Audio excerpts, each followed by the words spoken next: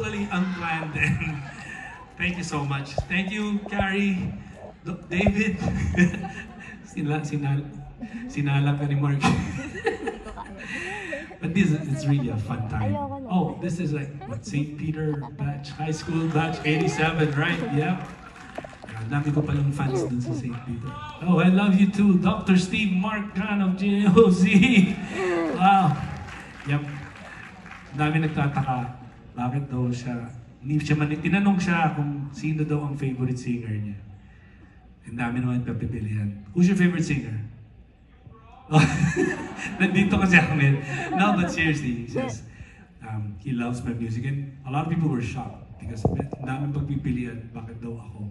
And he said, because there are so many special memories attached to my music. Thank you so much, Mark Dan. Thank you, love you, bro. Thank you. You know, are you guys feeling okay? Yeah! Relax na ba kayo? Medyo na una parang stiff pa kayo eh. Ano lang talaga to, gusto ko lang mag-enjoy kayo, talagang maging masaya tayo ngayong gabi. Okay lang ba yun?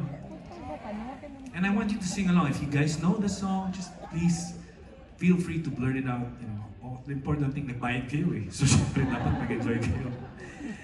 As I was saying, for me, one of the characteristics of a good pop song or a pop artist is you are able to transcend, or you're able to, yung song na ginawa mo, you create that song, it's able to cross generation barriers. Yung kahit ano bang generation na na-appreciate pa rin yung music.